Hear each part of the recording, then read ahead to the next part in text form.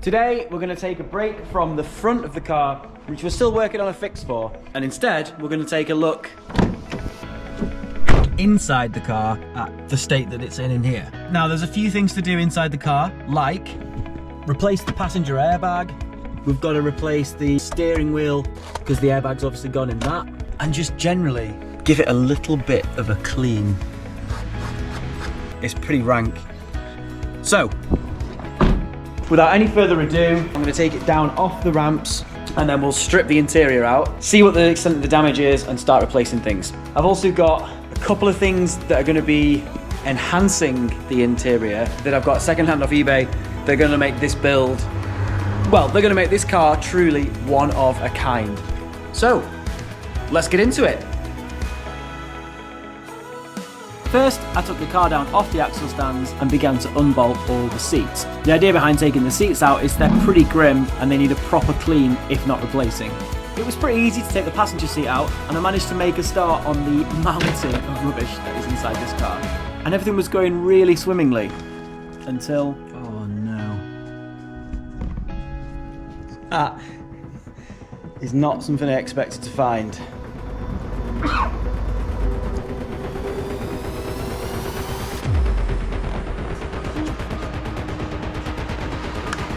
Time to send in the biohazard team.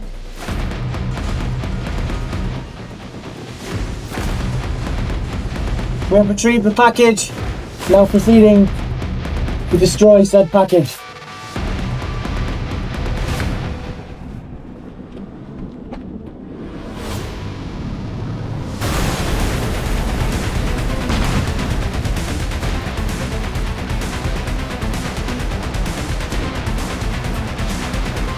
Mission accomplished. Good job, gang. Let's get back to taking this car apart. Besides, I think I might have found the root cause of the issue. Anyway, to get everything in order and ready for cleaning, I needed to take the entire interior apart. That meant front seats and back. Then I could move on to the boot and start removing everything. There are a couple of useful things in here, like the offside headlight, and some not so useful but curious things like 3 arrows. Best not to ask too many questions about that. Once the seats were out and the boot was clear, I could start taking apart the centre console. Now this was pretty easy, it was just a couple of screws and some clips and it came out pretty easily. Then the carpet was ready to be taken out. There were a few clips down the door side and then it just lifted right up. And there was a nice surprise waiting for me. Money! Look at this! This is crazy. £7.46 and 1 cent. I'm going to buy some beer on the way home. Cheers, Scooby. Already paying for itself.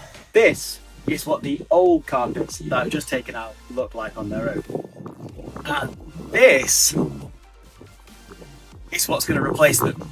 Brand new, well, brand new to me, blue interior carpet from the WRX STi edition.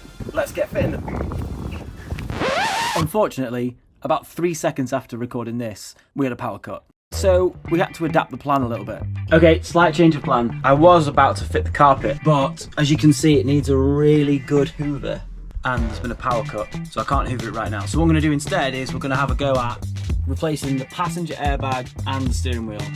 And I've never done anything like this before. And now, of course, I don't have a seat to sit in to do it. But everyone loves a challenge, right? Let's see if we can get that passenger airbag out and see if we can figure out how it comes out and how the new one goes in. Hopefully it will go without a hitch. So I got my dashboard that I got from eBay, brand new second hand, and started to make a plan of action. When I first bought this car, I thought we'd have to replace the whole dashboard just to do the airbag, because I've been watching too much Matt Armstrong. It turns out, however, these cheaper cars for us people at the other end of the spectrum are pre-perforated and they're actually pretty replaceable.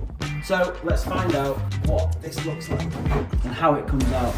It looks like if you push that in, pull that down. I'm not gonna lie, this took me way longer than I'm prepared to admit. So I've just sped it up. One clip out.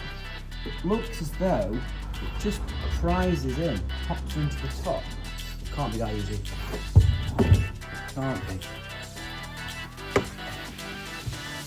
Right. This could be the easiest airbag fix in the history of YouTube. It is! Right. Let's fit it. To install the new airbag, you need to take out the glove box and undo 3 bolts that hold the airbag in. Once you've removed those 3 bolts, it's held on with some clips and then it just pops out. Right, well that's out. And then the new one goes in the exact same but in reverse, making sure to clip the airbag connector in before you seal it all up. At this point, I couldn't believe it had been so straightforward. I felt like something was going to go wrong, but turns out it's just a really easy fix. I guess they expected a lot of people to crash these Imprezas and therefore need to change the airbags pretty often. Either way, we're now one step closer to getting back on the road. Fixed! I did a thing! It's fixed! Right, let's get these 3 bolts back in it and then we can tick that one off the list. Amazing. I was feeling pretty good about myself at this point. This is a job I'd been putting off for a long time, but it wasn't that bad after all. Do you know what? I know that's only an airbag, but that is the first thing that's fixed on this car. It represents a massive achievement. Massive achievement. All right then, let's move on to the steering wheel. Cool. The eBay steering wheel is the STi edition from the Bugeye, although it's not in the best condition, so I might change this later. To take the airbag module out, it's just 2 T25 bolts on either side, and then you have to lock the steering to crack the master nut in the centre, which I think is 17 if I remember rightly.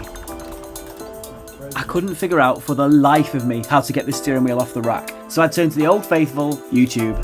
This guy that I just watched said, when it's time to take the steering wheel off, just basically rag it off. And of course, it worked. Caution before installation. Point front wheel straight ahead. Rotate 2.65 turns from right end stop. Align match marks, center marks, read service manual. Yeah, we're not going to do any of that. We're just going to put it on the way we took it off and hope for the best. Which is exactly what I did. And fingers crossed, everything works. They're straight. And the wheels are straight. Woo! Which is all you really need from a steering wheel. Good. And there you have it. Fixed. Look at the interior now. It looks like a different car. The passenger side airbag and the steering wheel looks brand new and pretty classy with that faded red stitching. Alright, not brand new at all, but it certainly looks better than the old one. That looks so much better.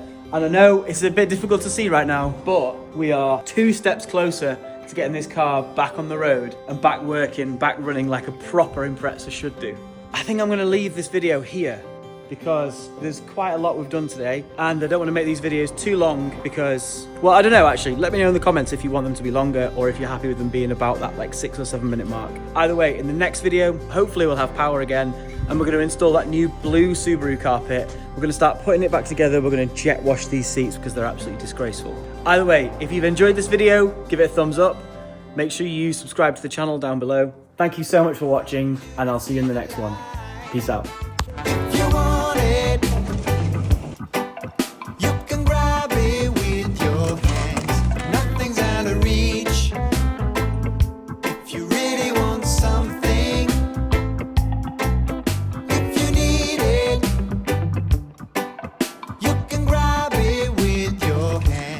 Big win.